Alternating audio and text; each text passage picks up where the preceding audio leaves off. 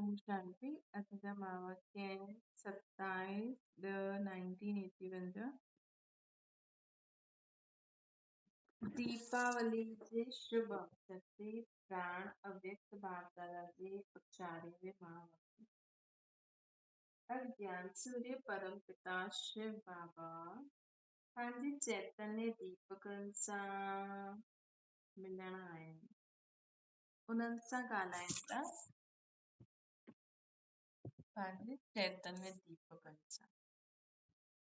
अॼु दीपकनि जो मालिक पंहिंजी दीपमाला खे ॾिसण आयो। दीपकनि जो मालिक पंहिंजी दीपमाला खे ॾिसण आयो।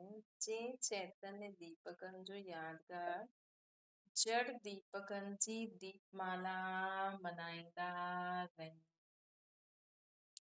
भगत माण्हू जड़ चित्र ऐं जड़ दीपकनि सां गॾु दीपावली मनाईंदा आहिनि। अवतार चैतन्य दीपक सॼे जगे हुए दीपक दीपकनि जे मालिक सां बालक ठही मिलन मनायो था। भगत माण्हू जेका हूंदा आहिनि वो जड़ चित्र ऐं जड़ दीपकनि सां गॾु दीपावली मनाईंदा आहिनि। जड़ दीपकनि सां मतलब दीपक मिट्टी जे दीपकनि सां दीपावली मनाईंदा आहिनि। अवतार चैतन्य दीपक सदा जगे हुए दीपक दीपकनि जे मालिक सां बालक ठही मिलन मनाईंदा आहिनि। अर्थात दीपावली मनाईंदा आहिनि। शिव बाबा दीपक दीपकनि जो दीपक ऐं असां चैतन्य दीपक। हर हिकु दीपक केतिरो सुंदर जगमगाईंदो आहे त पंहिंजी ज्योति केतिरी जगी आहे। तव्हां बि दीपक आहियो न। तव्हांजी आत्मा रूपी दीप केतिरो जगियो आहे। केतिरा ज्ञान गुण शक्तियुनि जो घृत हिन में पियो आहे। बाप दादा हर हिकु ॿार जे मस्तक में जगे हुए दीपक खे ई ॾिसंदा रही। बाप दादा हर हिकु ॿार जे मस्तक में जगे हुए दीपक खे ई ॾिसंदा रहींदा। त ॾिसो तव्हांजे दीपक में केतिरो रोशनी आहे। एतिरी वॾी दीपमाला काथे थी न सघंदी। एतिरी वॾी दीपमाला काथे थी न सघंदी आहे। जॾहिं बाबा जा चैतन्य दीपक ॾिसंदा आहिनि हिकु साथ है न। ऐं हाणे त ॾिसो केॾी सारी आत्मायूं केतिरा बि अनेक स्थूल दीपक जगायो लेकिन अहिड़ी दीपमाला त जो अविनाशी अमर आहे। जीअं दुनिया में बि कंहिं जॻह न ॾाढा सारा दीप जगाईंदा आहिनि न पोइ हुननि खे हुन अनुसार प्राइज़ मिलंदो है न। लेकिन वो सदा न जगते हैं। लेकिन बाबा चवनि था कि एॾी वॾी दीपमाला काथे न थी सघंदी आहे। केतिरा बि अनेक स्थूल दीपक जगायो लेकिन अहिड़ी जो दीपमाला जो बाबा मनाईंदा आहिनि चैतन्य दीपकनि जी। सो बाबा बि जॾहिं असां आत्माउनि खे चैतन्य दीपकनि जे रूप में ॾिसंदा हूंदा त कंहिंखे साक्षात्कार थियो हूंदो है न। ऐं हुन अनुसार वो दीपक ठाता हुननि हुन अनुसार छोजी बाबा चवंदा आहिनि असांजो आहे रूहानी दुनिया वारनि को हुननि खे स्थूल में मनाईंदा आहिनि। जीअं बाबा चवंदा आहिनि मैपनि खे ख़तम करो त कंहिंखे ईअं टच थियो हूंदो मैपनि खे ख़तम करो त कंहिंखे लॻंदो हूंदो भई मैं त बकरी कंदी आहे त बकरे खे कटो। पोइ कटे करे पोइ छा करो खाओ। हुननि खाइण शुरू कयो हूंदो।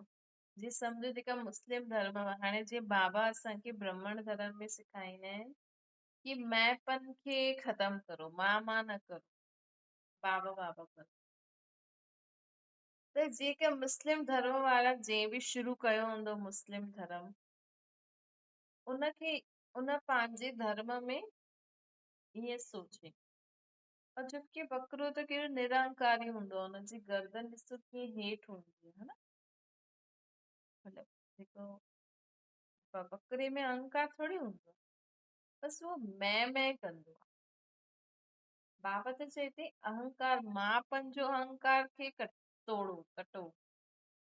त जंहिं बि मुस्लिम धर्म स्थापना कयो हूंदो है न, मोहम्मद या ईरान वारा बि जेका इस्लामिक धर्म वारा आहिनि, इब्राहिम, त हुननि भॻवान जी हिन भाषा खे सम्झो हूंदो कि जेको मां कंदो आहे हुन जानवर खे कटे करे हुनजी बलि चढ़ाईंदव त अहंकार कटजी वेंदो। या जेका काली जे मथां बि पहिरियों बकरे जी बलि चढ़ंदी हुई न मंदरनि में बि।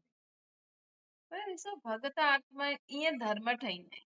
मतिलबु हाणे बाबा जो असांखे सेखारींदा आहिनि न, बाबा जे ज्ञान खे केरु केतिरो सम्झी करे जीवन में धारण करे हले थो, उन अनुसार उन्हनि खे मञण वारा ॿिया जेका हूंदा उन अनुसार धर्म ठहिया हूंदा, उन अनुसार मत पंड ठहिया हूंदा, है न।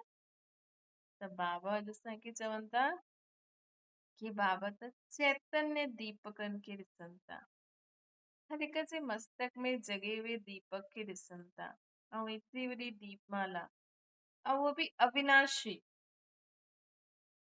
है न, उहो बि अविनाशी, अमर, ज्योति स्वरूप। पूरो अधु कलाक त असांजी आत्मा जी जोत जगदी न, है न, धीरे वो त द्वापर युग खां घटि थियण शुरू थी वेंदो है न। बाक़ी सत्युग त्रेता में त बसि असांजी कलायूं कम थी वेंदियूं,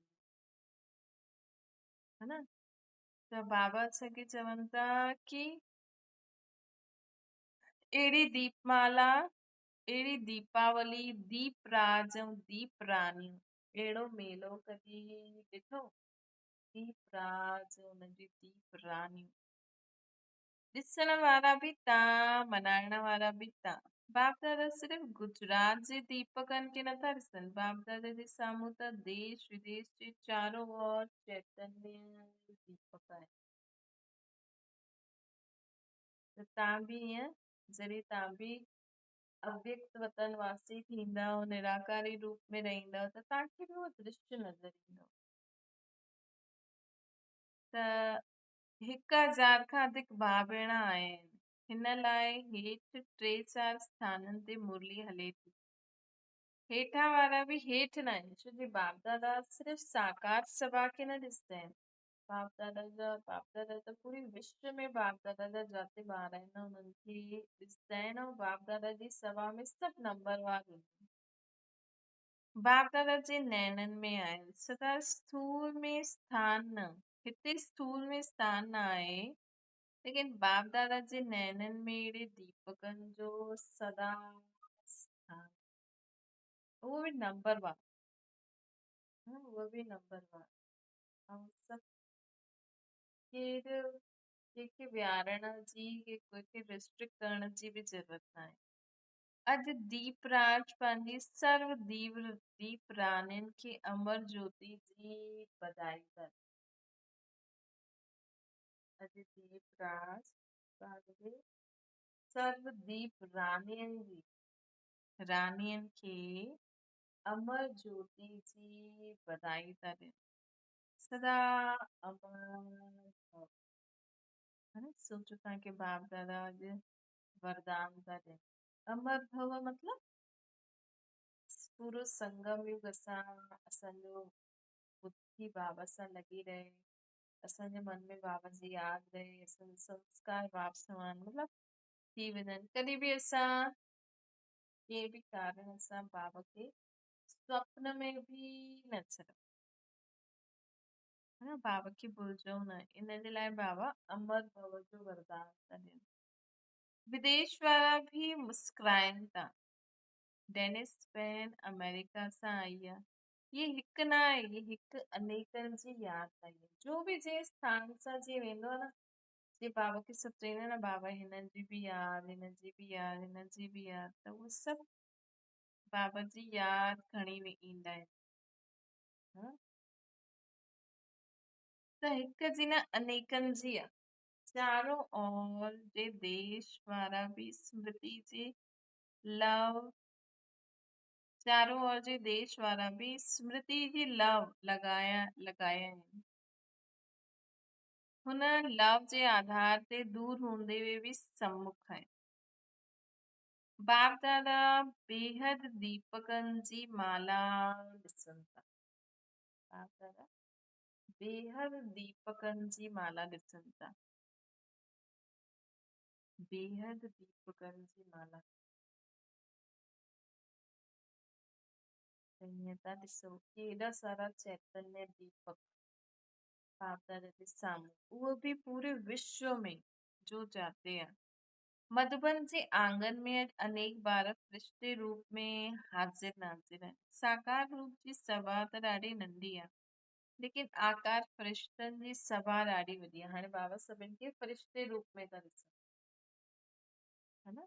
भले तव्हां पंहिंजे घरनि में बि वेही करे जीअं हाणे बाप दादा जो मिलन जो प्रोग्राम ईंदो आहे, है न। तव्हां पंहिंजे घरनि में बि अमृत वेलो करो, नमाज़ करो, मुरली ॿुधो फरिश्ते रूप में, त बाप दादा उन बाप दादा जी सभा में बि तव्हां हूंदव। इहो वॾो हॉल जो ठहे थो उहो बि नंढो आहे। इहो वॾो हॉल जो ठहे थो उहो बि नंढो आहे। सागर जे ॿारनि जे अॻियां केतिरो बि वॾो हॉल ठाहियो, लेकिन सागर जे समान थी वेंदो। पोइ छा कंदा? कोई हॉल ठाहींदो हूंदो हुन समय त बाबा चवनि था इहो बि नंढो आहे। डायमंड हॉल बि नंढो थी वेंदो आहे। छो जी सागर सागर जे ॿारनि जे अॻियां केतिरो बि वॾो हॉल ठाहियो, लेकिन सागर जे समान थी वेंदो। पोइ छा कंदव? आकाश धरनी हिन बेहद जे हॉल में समाइजी वेंदा। आकाश धरनी मतलब जीअं धरनी ते जो बाबा जे साम्हूं ॿार आहिनि उहे त थोड़ा आहिनि, लेकिन आकाश सूक्ष्म वतन में फरिश्ते रूप में त ॾाढा अची वेंदा आहिनि, है न। जेका फरिश्ते रूप में हूंदा त सूक्ष्म वतन में त ॾाढा हूंदा त जीअं आकाश ऐं धरती समाइजी वेंदा, न। इहे नज़र ईंदो न, सागर ते वञो न, सागर ते अगरि तव्हां वञो त हीअं ॾिसो, हीअं लॻंदो अॻियां अॻियां न धर आसमान ऐं पाणी हिकु थी वेंदो, हीअं लॻंदो न। लेकिन हुनजे अॻियां ॿियो देश हूंदो आहे। लेकिन हीअं लॻंदो आहे अगरि तव्हां सागर ॾिठो हुजे कि बस हिन सागर ऐं आसमान हिकु थी वेंदो अॻियां हली, लेकिन ईअं थींदो थोरी आहे। ही त असां हीअं इमेजिन कंदा आहियूं। ही कहावत में ईंदो आहे, सागर ऐं धरनी बेहद जे हॉल में समाइजी वेंदा। बेहद बाप जा ॿार चार दीवारनि जी हद में कीअं समाए सघंदा, है न। हॉल ठाहींदासीं त चार दीवारूं ठाहींदासीं, लेकिन हुन में बाबा जा ॿार कीअं अची सघंदा, समाए सघंदा। ईअं बि अहिड़ो बि समय ईंदो जॾहिं बेहद हॉल में इहे चार दीवारनि जो कमु कंदा। चार तत्व धरती, आकाश, ॿियो हवा, ॿियो केरु हूंदो? सूर्य हूंदो, है न। पाणी त न थी सघंदो आहे न। जीअं सम्झो हिकु वॾो सो ग्राउंड हुजे, हुनमें छा छा हूंदो? धरती हूंदी, आकाश हूंदो, हवा हूंदी, सुबुह जो समय हूंदो त सूर्य हूंदो, शाम जो समय हूंदो त चांद तारा हूंदा, है न। त बाबा चवनि था अहिड़ो बि समय ईंदो जॾहिं बेहद जे हॉल में, जीअं सम्झो कि बाबा हिकु वॾे ग्राउंड में अची आहे। शुरू में जॾहिं डायमंड हॉल ठहियो हुयो, डायमंड हॉल ठहिण वारो हुयो त हेठि टेंट लॻाए बाबा मिलन कंदा हुया। हुन समय दीवारियूं न हुयूं, है न। जीअं बाबा जीअं माण्हू कंदा आहिनि न कीर्तन वीरतन सत्संग कंदा आहिनि न, त हुन समय इहे चार तत्व बि चार दीवारियूं थी वेंदियूं। ये मतलब खुले में बाप दादा मिलन, कोई मौसम जे हेठि ऊपर थियण जे कारण छत जी व दीवारनि जी आवश्यकता ई न हूंदी। केसि ताईं वॾे हॉल ठाहींदा कि प्रकृति भविष्य जी रिहर्सल तव्हांखे हाणे ही अंत में ॾेखारींदी। चारों ओर केतिरा भी कहिड़ा भी तत्व द्वारा हलचल हुजे, लेकिन जाते तव्हां प्रकृति जा मालिक हूंदव न, उते प्रकृति भी दासी थी वेंदी, है न। चाहे ईंदो आहे न, कॾहिं कॾहिं कोई प्रोग्राम थींदो आहे न, त हुते अगरि सम्झो प्रोग्राम थिए थो त हुते बारिश अचण जो चांस आहे या आंधी तूफान, त ॿार योग लॻाईंदा आहिनि न, त हुते बारिश न पईंदी, हुते आंधी तूफान न ईंदो, या ईंदो बि त नुक़सान न थींदो। त बाबा चवनि था जाते तव्हां प्रकृति जा मालिक हूंदव न, उते प्रकृति दासी ठही वेंदी। सिर्फ़ु तव्हां प्रकृति जी ठही वञो। बाबा चवनि था सिर्फ़ु तव्हां प्रकृति जी ठही वञो।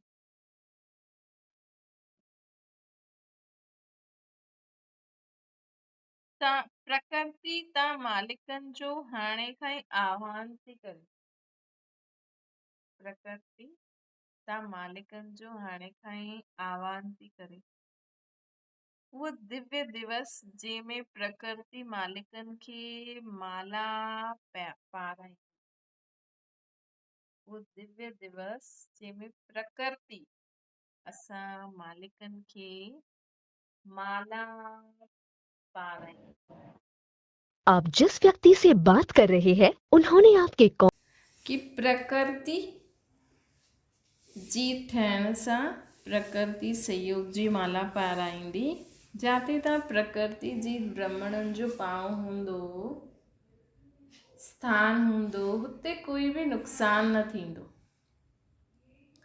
हा, जेका प्रकृति जी त आत्मा हूंदा न, त उहो जाते भी उन्हनि जो पांव हूंदो न, जाते भी उहो हूंदा, हुते प्रकृति नुक़सान न पहुचाईंदी।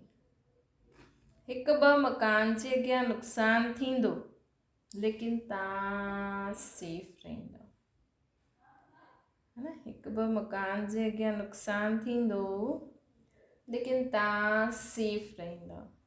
साम्हूं ॾेखारे में ॾींदो इहो थिए थो, तूफ़ान अचे थो, धरणी हिले थी, लेकिन हुते सूली हूंदो, हिते कांटो हूंदो। तव्हांखे नज़र ईंदो साम्हूं कंहिंजे मकान में कुझु थिए थो, तूफ़ान आयो, लेकिन तव्हां वटि सूली हूंदो, हुते न तव्हां वटि कांटो हूंदो, हुते सूली हूंदो, मतिलबु तव्हां वटि घटि कुझु बि न हूंदो। उहो चिल्लाईंदा, हिते तव्हां अचल रहंदव, है न। उहो चिल्लाईंदा, हिते तव्हां अचल रहंदव। सभु तव्हांजी तरफ़ सूक्ष्म सहारो वठण लाइ भॼंदा, है न।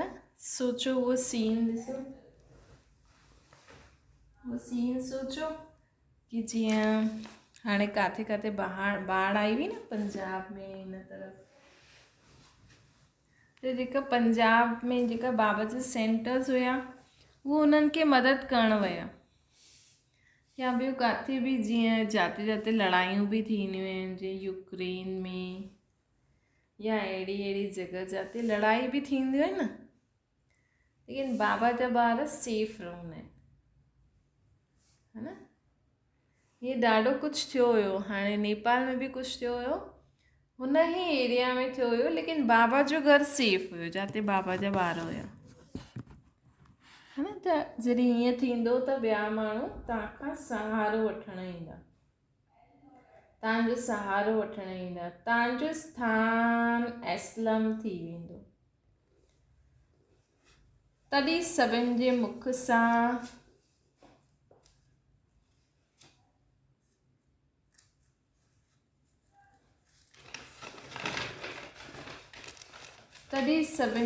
सां निकिरंदो, ओहो प्रभु तव्हांजी लीला अपरंपार आहे। ॾिसो, जेको माण्हू चईंदा आहिनि न भॻवानु सर्वव्यापी आहे, छो चईंदा आहिनि, छो जी अंत समय जॾहिं अहिड़ो समय ईंदो है न, जाते बाबा जा ॿार हूंदा हुते कुझु न थींदो, बाक़ी सभु जॻह थींदो। त जेको हुते आत्मा हूंदियूं जो बाबा जा ॿार निमित हूंदा, उहो त उन्हनि खे भॻवान ई सम्झंदा, अज्ञानी माण्हू त, हा न। सम्झो किथे कुझु गड़बड़ी थी, बाबा जे घर न थी, या जिते बि बाबा जा ॿार रहंदा आहिनि, तॾहिं त चईंदा आहिनि न बाबा की तव्हां पंहिंजे घर खे बि पंहिंजो न सम्झो, बाबा जो घर सम्झो। सम्झो तव्हां जिते रहो था त ॿियो जॻह कुझु थी वियो, तव्हांजे घर कुझु न थियो, त तव्हांखे माण्हू भॻवानु सम्झंदा न, की अरे तव्हां त भॻवानु आहियो, ॾिसो तव्हां में एतिरी शक्ति आहे। और छा थींदो की तव्हां में न अंत में जॾहिं असां में उहा शक्ति नज़र ईंदी न, हाणे त गुप्त आहे, त माण्हू भॻवान जी शक्ति, हाणे असां में जो शक्ति आई आहे बाबा जी त आहे, है न, जो जेतिरी धारण करे सघे, त हुन समय सभिनि खे उहा शक्ति अनुभव थींदी, है न, हुननि समय सभिनि खे उहा शक्ति अनुभव थींदी, त माण्हू त हुनखे ई भॻवानु सम्झंदा, है न। त जीअं हिते न थींदो की कंहिं मूर्ति में माण्हुनि खे थोरो सो बि कुझु अनुभव थी वञे, या तक कि पुजारी अगरि कंहिंखे फूल ॾे न, त उहो पुजारी जा दीवाना थी वेंदा आहिनि, पुजारी खे भॻवानु सम्झण लॻी वेंदा आहिनि। तव्हां सोचो दुनिया में इंसान जी हालत केॾी ख़राबु आहे, तॾहिं त बाबा चईंदा आहिनि की हर हिक खे ॾींदा वञो, कोई तव्हांखां न बि वठे न त बि उन्हनि खे शुभकामना ॾींदा वञो। त सोचो अंत समय जॾहिं तव्हां में उहा शक्ति माण्हुनि खे नज़र ईंदी, त तव्हांखे माण्हू भॻवानु सम्झंदा, तॾहिं त माण्हुनि भॻवान खे सर्वव्यापी चई छॾियो, त चईंदा ओहो प्रभु तव्हांजी लीला अपरंपार, इहे बोल निकिरंदा, धन्य आहे, धन्य हुजे, तव्हां माण्हुनि पायो, असां न ॼाणियो, असां गवायो।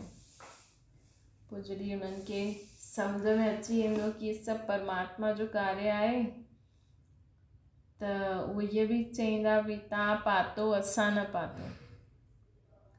ये आवाज़ चारों ओर खां ईंदी, पोइ तव्हां छा कंदा, विधाता जा ॿार विधाता ऐं दाता ठहींदा। असां छा कंदासीं, असां ॿियनि जो विधाता ऐं वरदाता। बाबा चईंदा न कि हाणे मुक्ति, जीवन मुक्ति जो वरसो ॾेई वठि, कल्ह जे वरदान में हुयो न, हाणे कि सैल्वेशन जी इच्छा न रखो, भई इहे असांखे मञनि, इहे असांजी ॻाल्हि, इहे बि न सोचो कि इहे असांजी ॻाल्हि मञनि। हाणे त समय आहे कि हर हिक खे मुक्ति, जीवन मुक्ति जो वरसो ॾींदा वञो, विधाता वरदाता ठही वञो। लेकिन हिन में बि एस्लम वठण वारा बि स्वतः ई नंबरवार हूंदा, जो हाणे खां अंत ताईं उहा स्थापना जे आदि खां हाणे ताईं बि सहयोगी भाव में रहिया आहिनि, विरोधी भाव में न। मञण न मञण अलॻि ॻाल्हि, ॾिसो एस्लम बि कंहिंखे मिलंदो, बाबा चवनि था सभिनि खे न मिलंदो एस्लम, मतिलबु तव्हांजे घर बि बाबा जे सेंटर बि केरु अची सघंदो जो शुरू खां ई बाबा जे कार्य में सहयोगी आहिनि, भले मञदा न आहिनि लेकिन सहयोगी आहिनि, विरोधी न आहिनि। ईश्वर कार्य में वो ईश्वरीय परिवार के प्रति विरोध भाव जे बजाय सहयोग भाव, कार्य सुठो आहे, व कार्यकर्ता सुठा आहिनि, ये कार्य परिवर्तन करे सघंदा आहिनि, अहिड़ी भिन्न भिन्न सहयोगी भाव वारा ही एस्लम वठी सघंदा न। तव्हां वटि तव्हांजे घर बि केरु पहुची सघंदा जेका बाबा जे कार्य में सहयोगी आहिनि, विरोधी न आहिनि। त बाबा चवनि था कि अहिड़ी आवश्यकता जे समय हिन भावना जो फल नज़दीक नंबर में प्राप्त कंदा, अर्थात एस्लम जे अधिकारी नंबर 1 ठहींदा। बाबा चई न नंबरवार एस्लम मिलंदो, त सभिनि खां पहिरियों एस्लम कंहिंखे मिलंदो बाबा जे घर में, भले वो ज्ञानी आए ना आए, लेकिन एस्लम उनखे मिलंदो जो बाबा जे कार्य में शुरू खां सहयोगी आहिनि, मतिलबु विरोधी न आहे।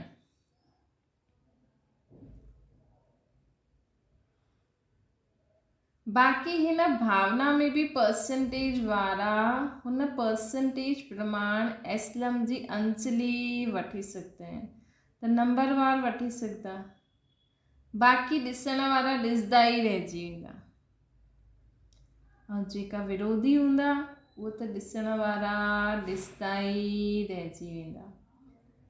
जो हाणे बि चईंदा आहिनि ॾिसी वठंदासीं तव्हांजो छा कार्य आहे, उहा ॾिसी वठंदासीं तव्हांखे छा मिलियो, अहिड़े माण्हुनि खे पोइ अंत में छा मिलंदो? कुझु बि न मिलंदो, है न। हिन करे तव्हां एॾा निस्वार्थ, जीअं सम्झो कि तव्हांजे ई घर में कोई विरोधी आहे, सोचो उहा सिचुएशन, है न। बाबा त चवनि था कि एस्लम बि उन्हनि खे मिलंदो। तव्हांजे घर में कोई बाबा जे ज्ञान जे अगेंस्ट आहिनि त हुनखे बि एस्लम न मिलंदो, त हुन समय तव्हांखे इहा भावना त न ईंदी, अरे मुंहिंजो भाउ, मुंहिंजो पति, मुंहिंजो फलानो जो बि अगेंस्ट आहिनि। जीअं ब्रह्मा बाबा छा कई कि जो बि अगेंस्ट हुया, ब्रह्मा बाबा त हुनखे रुपयो बि न ॾिनई, बाबा जो ख़ुदि जो पुटु। त अंत में अगरि सम्झो कि तव्हांजो कोई संबंधी सहयोगी न आहे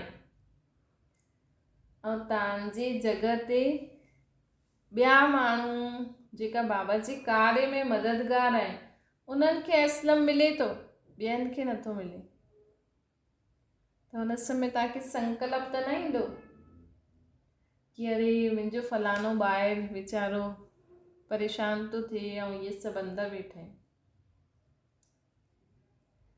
त इहा जीअं जीअं बाबा असांखे ॻाल्हियूं ॿुधाईंदा वेंदा आहिनि न, त उहो इमेजिन करो अंत समय उहो सीन कि सभु जॻह हाहाकार आहे ऐं जिते तव्हां आहियो हुते सेफ्टी आहे, ऐं हुन जॻह में उहे ई था अची सघनि जेका बाबा जे कार्य में सहयोगी ठहिया आहिनि, सहयोगी ठहिया आहिनि, बाक़ी सभु नथा अची सघनि। त हुन समय तव्हांजी हिकदमि आत्मिक स्थिति रहणी खपे न, हाणे खां ई रहणी खपे, तॾहिं त तव्हां पंहिंजे हुन समय जे तव्हांजे दैहिक संबंधनि खे एस्लम नथी मिले, तव्हां हुनखे ॾिसंदे हुए बि न ॾिसंदव। हालांकि हुनखे मुक्ति जो वरसो मिलंदो, जो बि हुनखे वरसो मिलणो आहे उहो ॾींदासीं, ग्रहण न कंदासीं, लेकिन इहो भाव न ईंदो कि अरे इनखे बि मां हिन जॻह ते सॾु करायां, वीचारो परेशान थींदो हूंदो, है न। सम्झो कोई सेंटर वारी दीदी आहे, उन समय विनाश थी वियो, अहिड़ी सिचुएशन अची वई और सेंटर वारी दीदी फ़ोन ई कंदी रहे, पंहिंजे फलाननि खे सॾु कंदी रहे, अचो अचो सेंटर ते अची करे रहो, कोई ॻाल्हि कोन्हे, अचो हिते सभु खाइण लाइ, त अची सघंदा न अची सघंदा। उहा सेंटर वारी दीदी बाबा जी सेफ्टी मां निकिरी वेंदी, है न। अगरि दीदी ईअं सोचदी कि मां पंहिंजे संबंधनि खे सॾु करायां त ईअं थी सघंदो? न थी सघंदो। भले हाणे कोई कोई ईअं कंदा हूंदा न, लेकिन अंत में न थींदो। बाबा चईंदा न हाणे बि तव्हां मधुबन वञी था सघो, लेकिन अंत समय न मधुबन बि उहे ई वञी सघंदा जेका योगी हूंदा, सभु न वञी सघंदा, सभु भले ई बाबा जा ॿार जो बि आहिनि सभु मधुबन न वञी सघंदा। त बाबा असांखे चवनि था कि एस्लम भी परसेंटेज वारे हिसाब सां मिलंदो, हिन भावना में भी परसेंटेज, मतलब बाबा जे कार्य में जो सहयोगी आहिनि न उन में भी परसेंटेज ॾिसंदा बाबा कि ये जास्ती सहयोगी हुयो, ये कम सहयोगी हुयो, त जेको जास्ती सहयोगी हूंदो न हुनखे नंबर 1 मिलंदो, बाक़ी ॾिसण वारा ॾिसंदा रहंदा। जो हाणे बि चईंदा आहिनि न ॾिसी वठंदासीं तव्हांजो कार्य, व ॾिसी वठंदासीं तव्हांखे छा मिलियो, जॾहिं कुझु थींदो तॾहिं ॾिसंदा, जॾहिं कुझु थींदो ईअं तॾहिं ॾिसंदासीं। जो माण्हू हाणे ईअं चईंदा आहिनि अहिड़े समय जी इंतज़ार करण वारा असलम जे इंतजाम जे अधिकारी न ठही सघंदा, जेका अहिड़े समय जो इंतज़ारु करनि था कि हा ॾिसी वठंदासीं तव्हां छा कंदव, अहिड़े समय जे इंतज़ार में रहण वारा माण्हू असलम जो इंतजाम जे अधिकारी न ठही सघंदा। ॾिसो केॾी वॾी ॻाल्हि आहे। माण्हू त चईंदा आहिनि कि बाबा त चई अंत समय एॾी वॾी लाइन लॻंदी है न, लेकिन उन में बि नंबरवार आहिनि, हुन लाइन में अचण वारा बि नंबरवार हूंदा। कहिड़ी गहरी ॻाल्हि आहे न। माण्हू त हिन ऐं बाबा जे ॿारनि खे बि अञा ताईं उहा बाबा चईंदा आहिनि नंबरवार, बाबा जे ॿारनि खे बि उहा इहे सभु ॻाल्हियूं लॻंदियूं आहिनि कि ईअं थींदो। त बाबा चवनि था उन समय बि ॾिसंदा ई रहिजी वेंदा। असांजी बारी कॾहिं ईंदी हिन इंतज़ार में ई रहिजी वेंदव। तव्हां दूर में इंतज़ारु करण वारी आत्माउनि खे बि मास्टर ज्ञान सूर्य ठही शुभ भावना श्रेष्ठ ठहिण जी कामना जी किरणियूं ऐं चारों ओर जी आत्माउनि ते विश्व कल्याणकारी ठही विझंदव।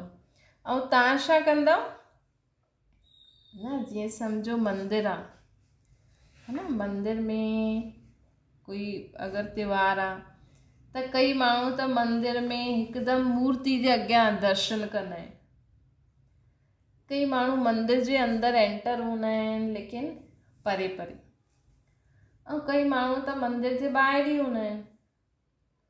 त ईअं अंत में उहो सीन हलंदो।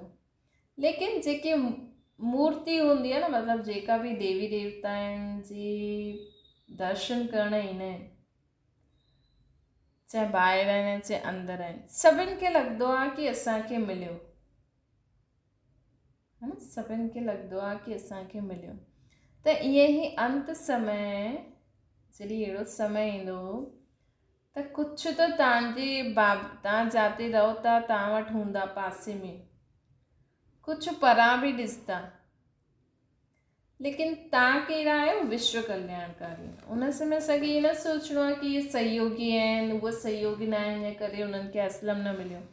असांखे छा करिणो आहे, तव्हां मास्टर ज्ञान सूर्य ठही शुभ भावना श्रेष्ठ ठहिण जी कामना जी किरणियूं चारों ओर जी आत्माउनि ते विश्व कल्याणकारी ठही फैलाईंदा रहंदा।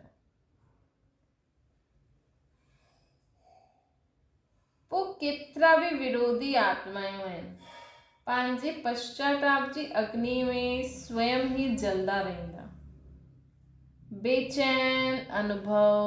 बेचैनी अनुभव कंदा। ऐं तव्हां शीतला देवी ठही रहम दया कृपा जी शीतल छीटनि सां विरोधी आत्माउनि खे बि शीतल ठाहे सघंदव।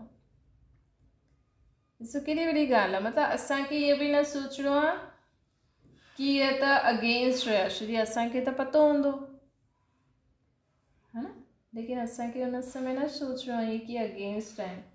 असांखे छा सोचणो आहे कि असां त विश्व कल्याणकारी आहियूं, मास्टर ज्ञान सूर्य आहियूं, शुभ भावना शुभ कामना वारा आहियूं। उहे विरोधी आत्मायूं त पश्चाताप जी अग्नि में स्वयं खे जलदो उहो बेचैन अनुभव कंदा, लेकिन असां छा कंदासीं, शीतला देवी ठही उन्हनि ते शीतलता जा छीटा विझंदा रहंदासीं, है न, रहम दया कृपा जी शीतल छीटा विरोधी आत्माउनि खे शीतल ठाहे छॾींदा। हाणे खां ई अभ्यास करो।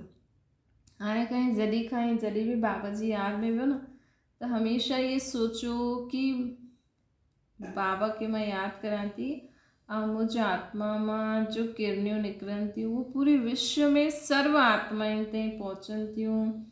सर्व बीज सर्व योनि प्रकृति तत्व सभु तत्वनि ते, ग्रहनि ते, है न, पेड़ पौधनि ते, सभिनि ते पवनि थियूं। अर्थात सहारे जे गले लॻाईंदियूं, मतिलबु असांजी उहा किरनियूं हुननि खे ईअं अनुभव थिए थो कि हा मुंहिंजे सहारे, मुंहिंजो सहारो आहे उहो, है न। हुन समय तव्हांजा भगत ठही ओ मां पुकारंदे हुए विरोध सां बदल भगत थी वेंदा। हुन समय तव्हांखे चईंदा हुआ ओ मां, ऐं विरोधी जे बदिले तव्हांजा भगत ठही वेंदा। इहे तव्हांजा लास्ट भगत हूंदा, है न, उहे असांजा लास्ट भगत हूंदा। त विरोधी आत्माउनि खे बि अंत में भगतपन जी अंजलि ज़रूरु ॾींदासीं। न जेकी विरोधी आत्मा आहे न, इन करे न अगरि तव्हांखे ज्ञान में कोई विरोधी मतिलबु ज्ञान जे कारण तव्हां सां कोई अगेंस्ट में हलंदो आहे या तव्हांखे कोई पसंदि न कंदो आहे या तव्हां सां उन्हनि जो व्यवहार ठीकु न आहे, त उन्हनि सां न ज़्यादा न ॻाल्हाईंदा करो। छो जी छा आहे कि असांखे त कोई प्रॉब्लम न आहे, लेकिन हाणे अगरि उहो जो कंदा न त अंत में उन्हनि खे ॾाढो पश्चाताप थींदो। जे शिव बाबा ब्रह्मा बाबा जे तन में ईंदा हुआ न, त ब्रह्मा बाबा न पुछंदा हुया कंहिंखां बि कि कंहिं कूड़ ॻाल्हायो, कंहिं ईअं कमु कयो। छो जी अगरि ब्रह्मा बाबा सां कूड़ ॻाल्हायो मतिलबु शिव बाबा सां कूड़ ॻाल्हायो त उन्हनि खे सज़ा जास्ती मिलंदी। इन करे मम्मा पुछंदा हुया, छो जी मम्मा सां कूड़ ॻाल्हायो त एतिरो सज़ा न मिलंदी। हाणे त मम्मा बि मास्टर गॉड ठही विया आहिनि, लेकिन तो बि हुन समय त लॻंदो हुयो न, त ईअं ई आहे न। हाणे बाबा जी जॻह तव्हां आहियो, जेतिरी बि शक्ति, त तव्हांखे लॻे थो कि इहा असां सां सुठी रीति नथा ॻाल्हाइनि, असांखे उल्टो सुल्टो जवाब था ॾियनि, है न। त जेतिरो थी सघे न त उन्हनि सां न ॻाल्हायो, उन्हनि जे प्रति शुभकामना रखो। छो जी तव्हां त उन्हनि जे फ़ाइदे जे लाइ उन्हनि खे सम्झाईंदव कंदव, लेकिन उहो तव्हांखे उल्टो सुल्टो चवनि, तव्हांजे लाइ उल्टो सुल्टो तव्हां सां करनि, त अंत में त पोइ जॾहिं उन्हनि तव्हांजो असली रूप उन्हनि जे साम्हूं ईंदो त उन्हनि खे त केॾो पश्चाताप थींदो, है न। त भले ई तव्हांखे कंहिंजो नज़र अचे थो त तव्हां ॿिए कंहिं द्वारा उन्हनि खे सम्झाइण जी कोशिशि करो, ताकी अगरि हुननि सां उन्हनि कूड़ ॻाल्हायो या कुझु ग़लति कयो त उन्हनि खे एतिरो पाप न पईंदो। त बाबा चवनि था अंत में बि भगतपने जो वरसो त ॾियणो आहे न। त बाबा चवनि था कि उहो तव्हांजा लास्ट भगत हूंदा। विरोधी आत्मायूं असांजा अंत में लास्ट भगत हूंदा। वरदानी ठही भगत भव जो वरदान ॾींदव तव्हां उन्हनि खे। वरदानी ठही तव्हां उन्हनि खे भगत भव जो वरदान ॾींदव। पोइ बि त तव्हांजा भाई आहिनि न, त ब्रदरहुड जो नातो त निभाईंदव न। ईअं वरदानी ठहिया आहियो, चेक करो कि तव्हांजे कोई विरोधी आहिनि या बाबा जे ज्ञान जी कोई विरोधी आहिनि, त तव्हां उन्हनि जे लाइ छा सोचंदा आहियो मन में। असांखे उन्हनि जे लाइ कोई उल्टो सुल्टो न सोचणो खपे। असांखे बि उन्हनि जे लाइ रहम दया क्षमा भाव रखणी आहे। त बाबा चवनि था कि आहिनि त तव्हांजा भाई, त ब्रदरहुड जो नातो न निभाईंदव न। अहिड़ा वरदानी ठहिया आहियो। जीअं प्रकृति तव्हांजो आह्वान करे थी, ईअं तव्हां सभु बि पंहिंजे अहिड़े संपन्न स्थिति जो आह्वान करो था। जीअं प्रकृति असांजो आह्वान करे थी, कल्ह बाबा चई न प्रकृति जीत आत्माउनि जो न प्रकृति आह्वान कंदी आहे, मतिलबु कि सही आह्वान कंदी आहे। छो तव्हांखे माला पाराइण लाइ, मतिलबु तव्हांखे सहयोग जी माला पाराईंदी आहे। सम्झो कि है न अॼु तव्हां न कुझु ज़्यादा कपिड़ा धोता, है न, ऐं हिकदमि सां ईअं बादल बादल अची विया बारिश जा। त तव्हां त सोचंदव भई सुबुह जो त धूप निकिती हुई मां इन करे धोतो, लेकिन हाणे इहे बादल छो आया आहिनि, वरी बारिश न पई, मुंहिंजा कपिड़ा कीअं सुकंदा। लेकिन तव्हां सोचो कि मां प्रकृति जीत आत्मा आहियां, है न। त उहे जो बादल हूंदा न उहे बि हली वेंदा ऐं तव्हांजा कपिड़ा सुकी वेंदा। या सम्झो के न्यूज़ में त अची वेंदो आहे अॼु बारिश पवंदी कल्ह पवंदी, न्यूज़ में आयो, लेकिन तव्हां प्रकृति जीत आत्मा आहियो न। तव्हां इहे सामान खणी वेठो त भले ई न्यूज़ में आयो नेक्स्ट डे बारिश पवंदी, लेकिन बारिश न पवंदी। त इहो थी वियो प्रकृति तव्हांखे सहयोग जी माला पाराई। त बाबा चवनि था ईअं प्रकृति असांजो आह्वान थी करे कि तव्हां अचो त मां तव्हांखे सहयोग ॾियां। ईअं तव्हां सभु बि पंहिंजी हिन संपन्न स्थिति जो आह्वान करो था न कि उहा समय अचे ऐं असां आत्माउनि खे मुक्ति जीवन मुक्ति जो वरसो ॾियूं। अर्थात सत्युगी सत्युगी आत्मा या त्रेतायुगी आत्मा या द्वापर कलयुग में भगत पने जी आत्माउनि जो असां उन्हनि खे वरदान ॾियूं। त तव्हां बि पंहिंजी जॾहिं पंहिंजे संपन्न स्थिति जो आह्वान कंदव तॾहिं त ॿियनि खे तव्हां वरदान ॾेई सघंदव भई तव्हां सत्युगी आत्मा, तव्हां त्रेतायुगी आत्मा, तव्हां भगत आत्मा, है न। ये दीपमाला मल्हायो, उहो लक्ष्मी जो आह्वान कंदा आहिनि ऐं तव्हां छा आह्वान कंदव, उहो त धन देवी जो आह्वान कंदा आहिनि। तव्हां सभी धनवान भव जी स्थिति जो आह्वान करो। मतिलबु असां में एतिरो आत्मा में मुक्ति जीवन मुक्ति जो वरदान ॾियण जो धन हुजे कि असांजे साम्हूं कोई बि अचे त असां उन्हनि खे उहो वरदान ॾेई छॾूं कि तव्हां सतयुग में अचण वारी आत्मा ठहो, तव्हां त्रेता में अचण वारी आत्मा ठहो, तव्हां द्वापर में अचण वारा भगत आत्मा ठहो, तव्हां कलयुग में अचण वारा भगत आत्मा ठहो। श्री द्वापर युगी आत्मा जेकी पहिरियों भगत आत्मा हूंदी उहा बि क्वालिटी वारी हूंदी, है न। त हीअं तव्हां कंहिंसां, उहो त लक्ष्मी जो आह्वान कंदा आहिनि, धन जी देवी सम्झंदा आहिनि। तव्हां हाणे पंहिंजी धनवान भव जी स्थिति जो आह्वान करो कि असांजी बि उहा स्थिति जल्दी अची वञे कि असां कंहिंखे बि विधाता वरदाता ठही करे वरदान ॾींदा हलूं, हुननि जो जीवन ठाहींदा हलूं।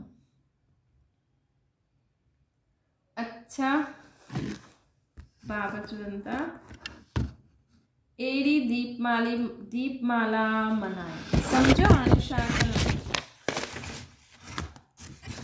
बाबा चवनि था सम्झो हाणे कहिड़ी दीपमाला मल्हाइणी आहे। ख़ुदि जी धनवान स्थिति जो आह्वान करो। अच्छा, अहिड़ा दीपमाला जे दीपकनि खे कल्ह बाबा असांजी आत्मा जो दीप जे लाइ बि चयो हुई न, त अहिड़ी दीपमाला जे दीपकनि खे सदा सर्व खज़ाननि सां संपन्न धनवान भव ॿारनि खे, सदा अमर ज्योति भव ॿारनि खे, सदा हर आत्मा खे शुभ भावना जो फल ॾियण वारा वरदानी महादानी ॿारनि खे बाप दादा जो यादि प्यार, गुड मॉर्निंग ऐं नमस्ते।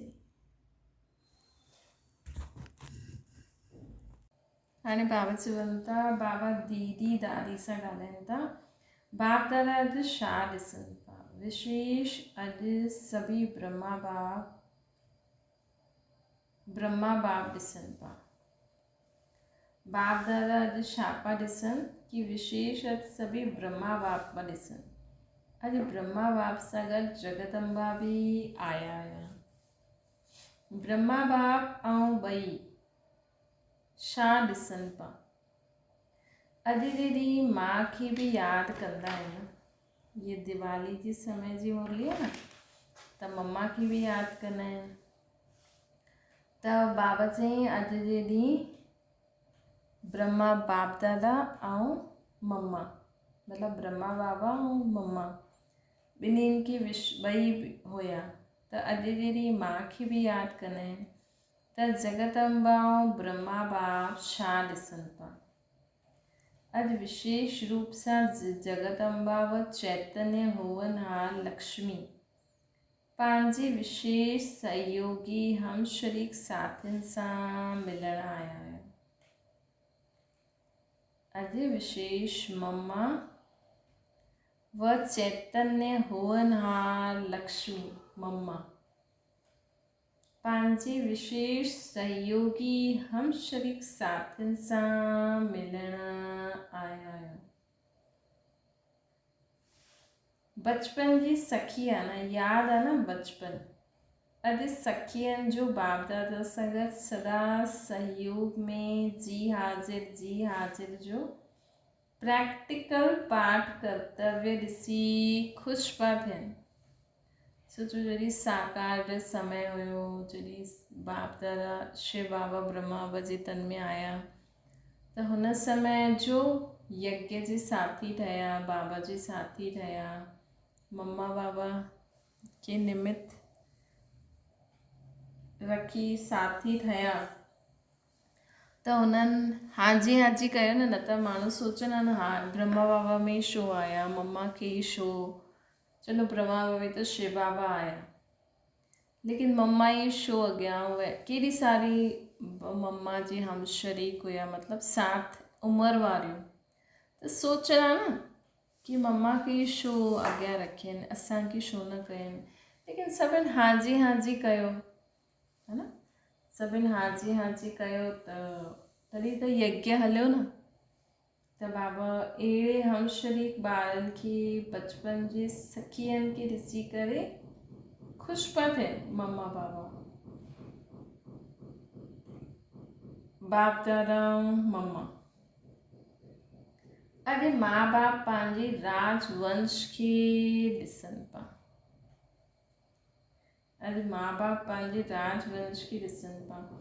राज दरबार साम्हूं अची वई न, केतिरी सजी सजाई दरबार हूंदी न, फर्स्ट किंग एंड क्वीन जी, है न। हिकु त सतो प्रधान बि अॼु बाबा चई न सुबुह जो कि पहिरियों माँ बाप हूंदा, हुन खां पोइ पुत्र पोत्रा, पुत्र पुत्री, पोइ पोतरा पोतरी, पोइ तेसि ताईं त घर पुराणो थी वेंदो।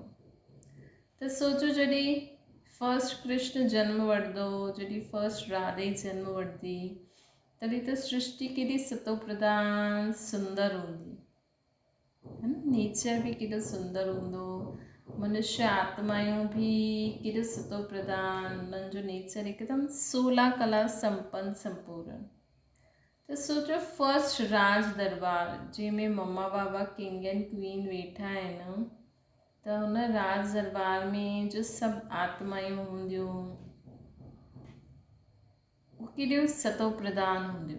छो जो मम्मा बाबा जी राजधानी में न, उन्हनि जी दास दासियूं बि हाणे जेकी उन्हनि जो ब्राह्मण जनम हो न, उन्हनि जी दास दासियुनि जो, उहो बि पूरी धारणा वारा हूंदा, है न, पूरी धारणा वारा हूंदा। जो फर्स्ट जो 9 लख वारी आत्मायूं हूंदियूं न, हाणे संगम युग ते जो 9 लखनि में अचण वारी जो सतयुग में आत्मायूं आहिनि, उहे हाणे पूरी धारणा वारी हूंदियूं। जो बाबा जी धारणायूं आहिनि न, उन्हनि धारणाउनि ते हलंदियूं। ग़लती संस्कार स्वभाव जे हिसाब सां या ॿियो कोई ग़लती थींदियूं, लेकिन जो पवित्रता जी धारणा आहे न, उहा सुठी रीति कंदियूं। पवित्रता जी धारणा सुठी रीति कंदियूं। बाक़ी विघ्न विझण दासियुनि जो त इहे कमु आहे, जेकी सतयुग त्रेता में दास दासी ठहींदियूं न, उहा हाणे यज्ञ में विघ्न विझंदियूं। कंहिं न कंहिं जीवन में, कंहिंजे न कंहिंजे जीवन में विघ्न विझण वारियूं हूंदियूं, लेकिन उहे बि पवित्र रहंदियूं, काम विकार ते जीतल हूंदियूं। त सोचो मम्मा बाबा जी फर्स्ट राज दरबार त माँ बाप पंहिंजे राजवंश खे ॾिसनि पिया। राज दरबार साम्हूं अची वई न। केतिरे सजी सजाई दरबार आहे न। अष्ट देवता पंहिंजे पंहिंजे सिंहासन ते विराजमान हूंदा। अष्ट देवता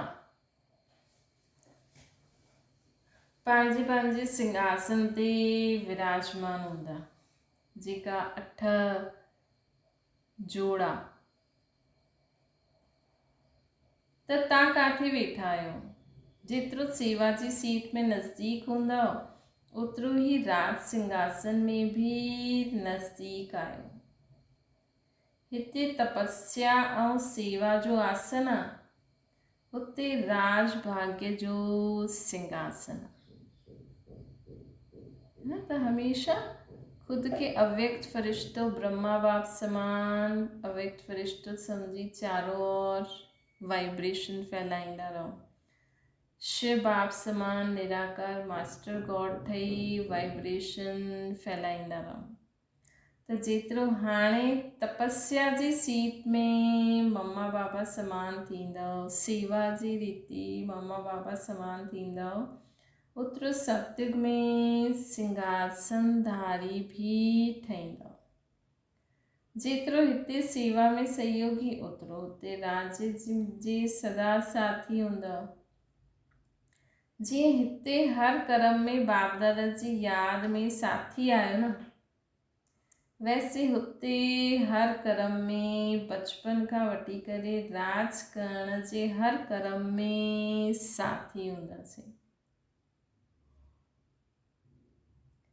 जैसे हिते हर कर्म में साथी, अगर हिते असां सुम्हंदा उथंदा खाईंदा पींदा बाप दादा सां गॾु कंदा आहियूं, त सत्युग में भी हर कर्म बचपन खां वठी करे राज करण ताईं हर कर्म में असां साथी हूंदासीं। आयु में भी हम शरीक आहियूं। इन करे पढ़ाई में, खेल में, सैर में, राज्य में, हर कर्म में हम शरीक साथी। केमें सदा समीप, सदा साथी, सहयोगी। केमें बाबा चई न, जीअं आयु में भी हम शरीक आहियो, इन करे पढ़ाई में, खेल में, सैर में, राज्य में, हर कर्म में हम शरीक साथी हूंदो। अगर हिते कोई कर्म में याद सां साथी ठहींदा आहियो, त हुते भी सर्व कर्म में साथी न ठहींदव, है न। खेल सैर राज्य ऐं बाक़ी कर्मनि में साथी न ठहींदव अगर हिते कॾहिं कॾहिं बाबा खे यादि कंदव। कंहिं कर्म में बसि बाबा खे यादि कंदव। त बाबा चवनि था, कोई नज़दीक हूंदा, कोई दूर हूंदा आहिनि, त सदा समीप साथी, सदा साथी, सदा समीप, सदा साथी, सदा सहयोगी, सदा तपस्या, सदा सेवा, सदा बाप दादा जे समीप, सदा उन्हनि जे साथी, सदा सहयोगी, सदा तपस्या, सदा सेवा जो आसन, है ना। समीप साथी सहयोगी तपस्या सेवा, त हुते भी सदा साथ रहंदा, है ना। तो चेक करो, असां सदा जा साथी आहियूं, सदा जा सहयोगी आहियूं, सदा जा समीप आहियूं, सदा जे तपस्वी स्वरूप आहियूं, बाप दादा समान मम्मा बाबा जीअं सदा उअं ई सेवा कंदा आहियूं। त स्मृति त ईंदी आहे न, जीअं हिते अलौकिक जीवन में, आध्यात्मिक जीवन में, किशोर जीवन सां जे लास्ट ताईं साथी रहियो न, है न। बचपन जे साथी और अंत ताईं जे साथी, वैसे ही ब्रह्मा जी रूप में भी आदि का अंत ताईं हर कर्म चरित्र हर सेवा जे समय में साथी रहियो। बाबा चवनि था जीअं हिते अलौकिक जीवन में, आध्यात्मिक में जीवन में जो ब्रह्मा बाबा सां गॾु रहिया, ईअं न की उहो ई ईंदा।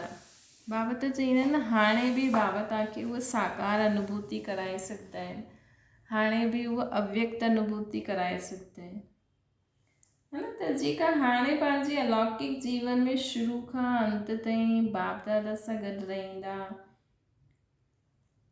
उहा सतयुग में भी वैसे ही साथ रहंदा, बचपन जे साथी, अंत ताईं जे साथी।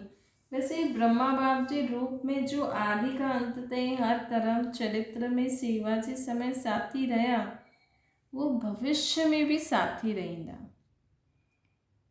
केड़ी वॾी ॻाल्हि आहे, भविष्य में भी साथी रहंदा। अच्छा टीचर्स सां गॾु बाप दादा जी मुलाक़ात। त गुजरात जोन सां बाबा ॻाल्हाइनि था। गुजरात जोन सच्चा सेवादारी आहिनि। गुजरात वारा ॾाढी सेवा कंदा आहिनि। सच्चा सेवादारी चओ व रूहानी सेवादारी चओ। रूहानी सेवादारी अर्थात सच्चा सेवादारी। जेका रूहानी सेवादारी हूंदा आहिनि न, मतिलबु जो आत्मिक स्थिति में स्थित थी करे हर कर्म कंदा आहिनि, भाषण कंदा आहिनि, मन सां सेवा कंदा आहिनि, उहो उन्हनि खे चइबो सच्चा सेवादारी। त गुजरात जे रूहानी सेवादारियुनि जी विशेषता छा आहे? त के चई एवर रेडी। भई ॾिसो, गुजरात अहिड़ी जॻह आहे जाते अगरि मधुबन में कॾहिं भी अचानक कोई भी प्रोग्राम हुजे, कुछ भी हुजे, त गुजरात मां माण्हुनि खे सॾु करो न त जल्दी अची वेंदा आहिनि। पासे में भी आहिनि, फुर्त भी हूंदा आहिनि, है न, ऐं बंधन मुक्त भी हूंदा आहिनि। पंहिंजे पाण खे ईअं न चईंदा आहिनि अरे मुंहिंजे पुट जो उहो आहे, इहो आहे, उहो आहे, है न। तव्हां सोचो, तव्हांखे अगरि चवूं कल्ह मधुबन में कोई प्रोग्राम आहे, कल्ह खां त सेवा में हलणो आहे, तव्हां वेंदा? 10 ॻाल्हियूं त सोचणी पवंदियूं कि तयारु आहियो, बैग तयारु आहे। लेकिन गुजरात में कई आत्मायूं जो हूंदियूं आहिनि न, उहे अहिड़ियूं हूंदियूं आहिनि कि उन्हनि जो बैग हमेशह तयारु रहंदो। जीअं टीचर्स जो बैग तयारु रहंदो न, हीअं सेवादारियुनि जो बैग कोई कोई हूंदो, स्टेट में भी काथे काथे हूंदो, लेकिन गुजरात जे पासे में भी आहे ऐं अची भी वेंदा आहिनि। त इन करे बाबा चवनि था गुजरात वारा सच्चा सेवादारी आहिनि। वैसे बाबा सच्चे सेवादारी जी डेफिनेशन चवनि था जो आत्मिक स्थिति में स्थित थी करे सेवा कंदा आहिनि। रूहानी सेवादारी अर्थात सच्चा सेवादारी। त गुजरात जी रूहानी सेवादारियुनि जी विशेषता छा आहे? वो सदा एवर रेडी आहिनि। एवर रेडी स्थूल सेवा में त आहियो, शुद्धी सेवा जो भिन्न भिन्न साधन आहिनि, उन में जाते बुलावो हुजे हुते पहुचण वारा आहियो। लेकिन मनसा सां भी जो संकल्प धारण करणु चाहींदा आहियो, हुन में भी सदा एवर रेडी आहियो।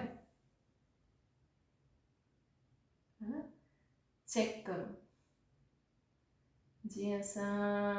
जीअं गुजरात वारनि खे बाबा चवनि था कि स्थूल सेवा जे लाइ त एवर रेडी आहियो, लेकिन हाणे तव्हांखे अगरि बाबा चए हिन ई संकल्प में स्थित थी वञो त स्थित थी सघंदा आहियो कि काथे आवाज़ आई त होॾे ध्यानु हली वियो, है न। सिर्फ़ु ये अभ्यास करो, है न, कि ॾाढी सारी आवाज़ूं अचनि थियूं, हुन आवाज़ जे विच में भी रही करे मां पंहिंजी मन बुद्धि खे हिकु जॻह एकाग्रचित करे सघां थी,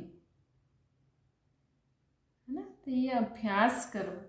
त हिनखे चइबो आहे एवर रेडी, इनखे चइबो आहे रूहानी सेवादारी एवर रेडी।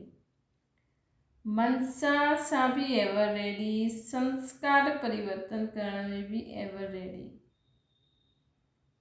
त गुजरात जी रूहानी सेवादारियुनि जी विशेषता छा आहे? सदा एवर रेडी। एवर रेडी स्थूल सेवा में त आहियो, लेकिन सेवा जे जो भिन्न भिन्न साधन आहिनि, उन में भी जॾहिं बुलावो थींदो आहे तॾहिं पहुचण वारा आहियो। आहियो न? त बाबा पुछनि था आहियो न? गुजरात जून वारा। लेकिन मनसा सां बि जो संकल्प धारण करणु चाहियो न, त बाबा चवनि था कि हाणे बाबा ये एवर रेडी स्थूल सेवा में त आयुष जी सेवा में जो भिन्न भिन्न साधन आहिनि हुन में जाते बुलावो ईंदो आहे उते पहुचण वारा आहियूं। लेकिन मनसा में भी संकल्प धारण करण वारा आहियो न, सदा एवर रेडी। जो सोचो वो कयो, इनके चइबो आहे प्रत्यक्ष, इनके चइबो आहे एवर रेडी। मनसा सां भी एवर रेडी, संस्कारनि के परिवर्तन करण में भी एवर रेडी। रूहानी संबंध व संपर्क निभाइण में भी आयुर्वेदिक एवर रेडी। रूहानी संबंध और संपर्क निभाइण में भी एवर रेडी। त हिनखे चइबो आहे रूहानी सेवादारी। त अहिड़ा एवर रेडी आहियो या तव्हांखे टाइम लॻंदो? स्वभाव संस्कारनि के जो असां परिवर्तन करणु चाहियूं बसि थी वञनि। त बाबा चवनि था कि हिन हिसाब सां जीवन में असांखे सदा एवर रेडी रहणु खपे और कंहिं चीज़ सां न ज़्यादा ख़ुशि न थियणो, पर सदा न्यूट्रल, सदा ही न्यूट्रल रहणो। बाबा हाणे चवनि था कि छोजे गुजरात संस्कार मिटाइण में व संस्कार मिलाइण में टाइम लॻंदो आहे, एतिरे में भी संस्कार मिटाए ॾींदा। एवर रेडी ग्रुप आहे, एवर रेडी ग्रुप आहे न। संस्कार मिटाइण व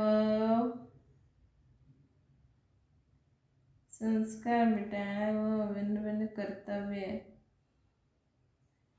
कारण करणो ई आहे।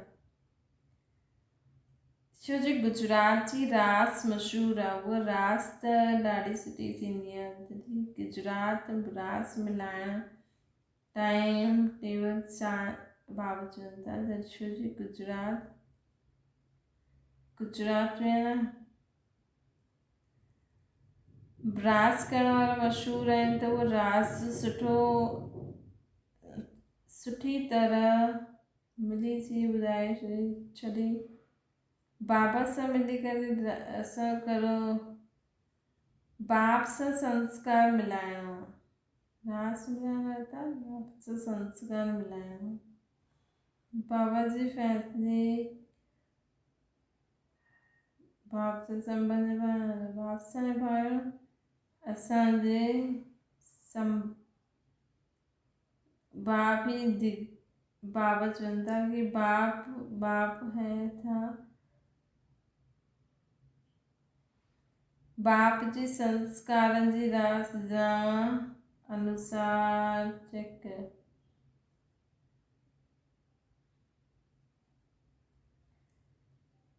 बाप जी संस्कार मिलाइण इहो असांजो कमु आहे। ॿियो बाबा असांखे चवनि था कि जीवन में हमेशा ये यादि रखो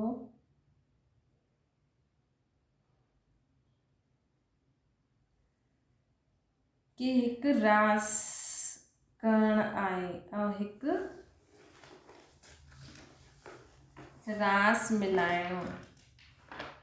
हिकु रास करणो हूंदो आहे, हिकु रास मिलाइणो हूंदो आहे। जीअं रास करण में होशियारु आहियो, वैसे बाप सां संस्कार मिलाइण में भी होशियारु थियो। आपस में श्रेष्ठ संस्कार मिलाइण में होशियारु आहियो न, आहियो संस्कार मिलाए वठंदा आहियो। संस्कार मिलाइण इहा आहे वॾे ते वॾी रास। त अहिड़ी रास कंदा आहियो न। अॼु सभु यही संकल्प करो कि सदा संस्कारनि जी रास मिलाईंदा हलंदासीं। अॼु जी लक्ष्मी सां गॾु पूजन थींदो आहे। लक्ष्मी सां गॾु तव्हांजो बि पूजन थींदो आहे। मां सां गॾु ॿारनि जो बि थींदो आहे न। के रूप में लक्ष्मी सां गॾु गणेश जी बि पूजा थींदी आहे। गणेश ॿार आहे न, त सिर्फ़ु लक्ष्मी जी पूजा न, लेकिन तव्हां सभु गणेश अर्थात बुद्धिवाननि जी बि पूजा थींदी आहे। टिनी कालनि खे ॼाणण वारा नॉलेजफुल आहिनि। इनखे चइबो आहे गणेश अर्थात बुद्धिवान समझदार। ऐं गणेश खे विघ्न विनाशक बि चईंदा आहिनि। त टिनी लोक त्रिमूर्ति जे नॉलेजफुल जो आहे, उहो ई विघ्ननि खे विनाश करे सघंदो।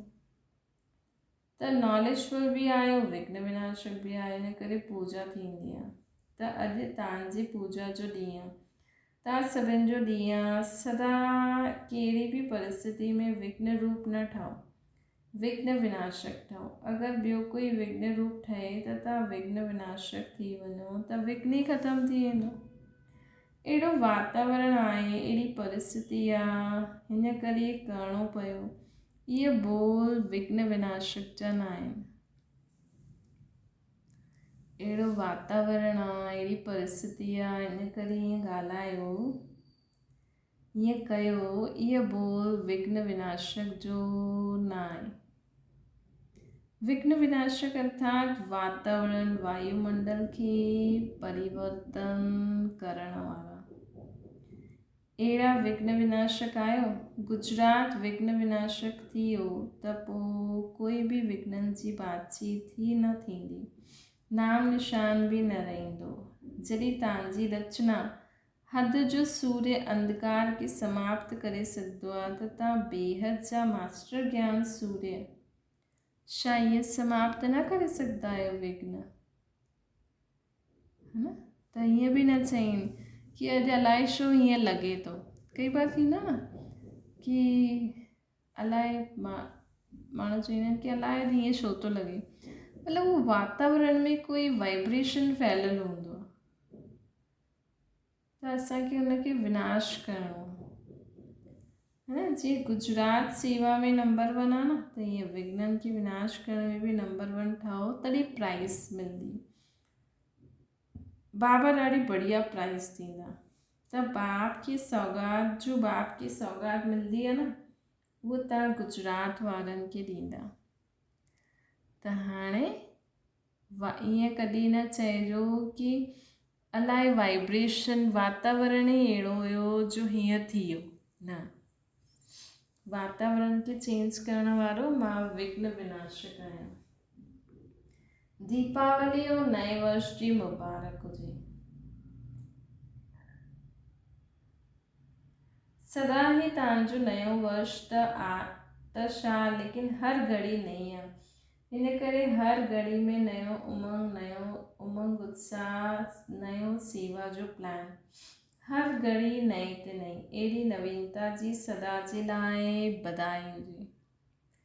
त असांजी हर घड़ी नई, माण्हुनि जे लाइ नयो वर्ष, तव्हां माण्हुनि जे लाइ नव युग। नव युग में हर घड़ी उत्साह थियण वारो उत्सव आहे न। हर घड़ी दिवाली आहे, हर घड़ी उत्सव। छो जी उत्सव जो अर्थ ई छा आहे? उत्साह दिलाइण वारो। त हर घड़ी हर सेकेंड उत्साह दिलाइण वारो न। उत्सव मतिलबु उत्साह दिलाइण। त तव्हां हर घड़ी उत्सव मल्हायो, त तव्हां हर घड़ी उमंग उत्साह में रहो। हिन करे उहो त वर्ष उत्सव मल्हाईंदा आहिनि, तव्हां हर घड़ी उत्सव मल्हाईंदा आहियो। ये ब्राह्मण जीवन ही तव्हांजो उत्सव। त उत्सव मतिलबु उमंग उत्साह में रहणु, जंहिंमें सदा हर घड़ी ख़ुशी में झूलंदा रहंदा आहियो। अहिड़ो नयो ॾींहुं चओ, नओं वर्ष चओ, नओं सेकेंड चओ, संकल्प चओ, हर नए रूप जी बाप दादा अॼु बधाई ॾियनि था। साथ साथ मम्मा बि आहिनि न। अॼु दिवाली बि मल्हाई, नयो वर्ष बि मल्हायो, ॿिन्हिनि जो संगम थी वियो। गुजरात वारा लकी आहिनि, संगम युग में बि संगम मल्हायो। अच्छा, अविनाशी बधाई हुजे। छा ओम शांति। बाबा खे यादि करो।